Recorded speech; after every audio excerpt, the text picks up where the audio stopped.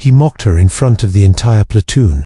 The captain's voice echoed across the training yard, dripping with arrogance as he eyed the lieutenant like she was a lost cadet. Soldiers pretended not to stare, but their sideways glances betrayed everything. She stood there quietly, the sun cutting a thin golden line across her uniform, while the captain smirked as if her rank meant nothing.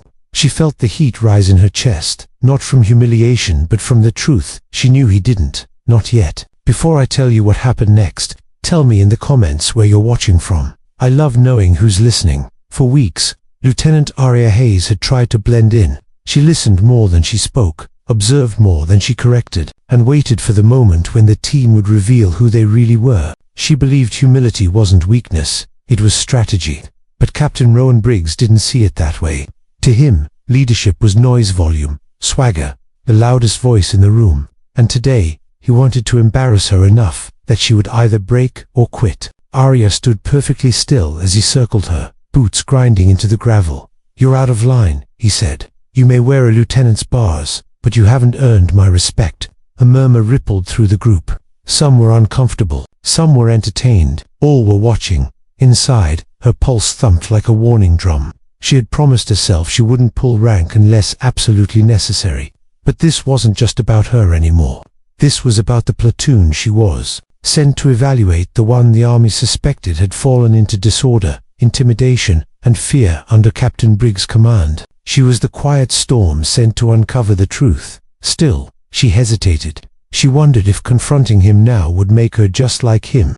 The line between justice and ego was thinner than she liked to admit. Briggs stepped closer, his tone sharpened. "Tell me, Lieutenant, do you even know why you're here?" She met his eyes calmly. "More than you think." For a moment, the air thickened. Dust floated lazily between them, glowing in the sunlight. A crow cawed from a fence post, as if waiting for the scene to unfold. The soldiers held still, too still. Aria exhaled. Then came the moment she could no longer delay. She reached into her pocket and unfolded the sealed orders she had carried since arrival. "Captain Briggs," she said gently, not triumphantly, "I wasn't assigned here to learn from you." She opened the document, her voice steady.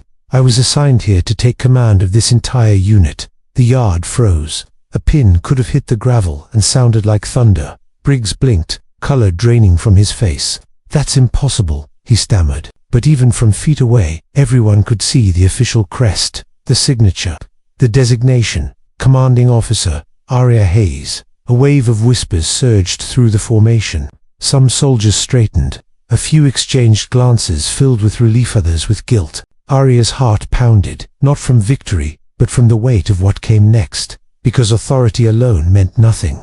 Changing a broken culture meant everything. When the captain tried to speak again, she lifted a hand, not harshly, but firmly. "I won't humiliate you," she said. "That's the difference between us. You command through fear. I command through purpose." Those words hit harder than any reprimand. Then came the climax, quiet, controlled, but powerful. Aria stepped forward, addressing the platoon directly. "Look around you," she said. "This unit doesn't need louder orders, it needs leaders who listen." She paused. "From this moment forward, everyone here reports to me. And that includes you, Captain." For a long, breathless second, no one moved. Then something unexpected happened. A single soldier began clapping, not loudly, but bravely. Then another, and another. And soon the yard filled with applause that rolled like a tide, sweeping away the old and welcoming the new. Briggs lowered his head, not defeated, but realizing he had much to unlearn. Aria looked at her new team, troubled, hopeful, searching for something better, and she felt the purpose that had carried her through every doubt. She knew the real work began now, not in front of an audience, but beside these soldiers, one day at a time. Because leadership wasn't a voice raised, it was a hand extended. Because kindness doesn't vanish, it waits, and it finds its way back. And as she walked across that sunlit yard, the same place where he tried to belittle her, the dust shimmering around her boots felt like a reminder. Beginnings are often disguised as confrontations. If you felt something today, drop a comment, share your thoughts, and subscribe for more stories that remind us what real strength looks like.